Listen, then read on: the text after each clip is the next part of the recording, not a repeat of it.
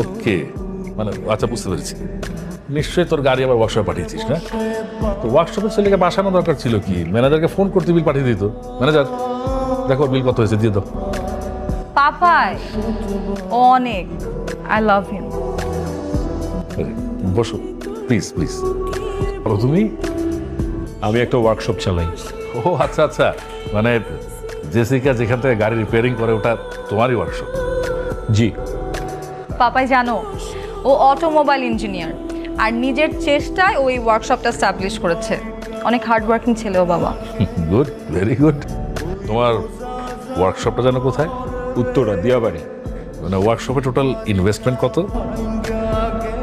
এখন পর্যন্ত অলমোস্ট 1 কোটি। আচ্ছা আচ্ছা, 1 কোটি। ইয়ারলি টার্নওভার কেমন? 30-40 লাখ। বাহ, তাহলে তো ভালোই। তুমি তো বেশ সচ্ছল। আমাদের কোম্পানির ইয়ারলি টার্নওভার কত? স্যার 5,000 কোটি টাকার মতো। আমাদের এই বাড়িটার দাম আনুমানিক কত হবে?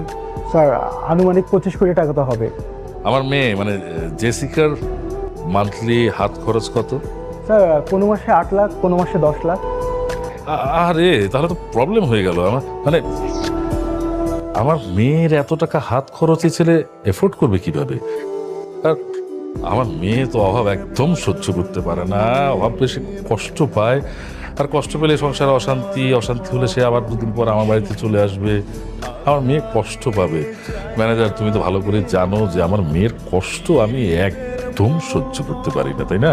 একটা জিনিস কি জানো ম্যানেজার, ফকিন্নির ছেলেদের না মাথায় তুলতে হয় না। তা না হলে শমশের হায়দারের মেয়েকে বিয়ে করার স্বপ্ন দেখাটা যে কতটা ভুল সেটা তারা বুঝতে পারত।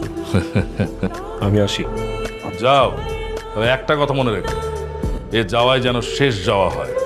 হলের বিড়াল আসলে এভাবেই বের হয়। এই বাংলা সিনেমা মার্কা চেহারা আর ডায়লগগুলো শোনার জন্য খুব অপেক্ষা করছিলাম। এখানে আমি নিজের ইচ্ছায় আসি। আপনার মেয়ে আমাকে জোর করে নিয়ে এসেছে। আমি তো আপনাকে আগেই চিনে ফেলেছিলাম, চিনতে পারিনি আপনার মেয়ে। আপনার মেয়ের কাছে তো আপনি অনেক বড় hero, Popeye the sailor man. Sad but true, আপনি একজন টোটাল 0%। এই ব্যর্থতাও আপনার। আপনি যাকে ফকিন্নির ছেলে বলছেন, আপনার মেয়ে তার জন্য পাগল। আপনার মেয়ে তাকে ভালোবাসে, অন্ধের মতো ভালোবাসে। আপনি শুধু জেসিকার বাবা দেখে আপনাকে সম্মান দিয়ে কথা বলছি, না হয় এতটা ভদ্রও আমি না। আপনি যদি ভেবে থাকেন আপনাকে ভয় পেয়ে, আপনার কাছ থেকে থ্রেটগুলো পেয়ে আমি জেসিকার জীবন থেকে সরে দাঁড়াবো, তাহলে ভুল করছি। একমাত্র খোদা না চাইলে জেসিকার লাইফ থেকে আমাকে কেউ সরাতে পারবে না। আসি। ভালোবাসা দিয়ে বায়না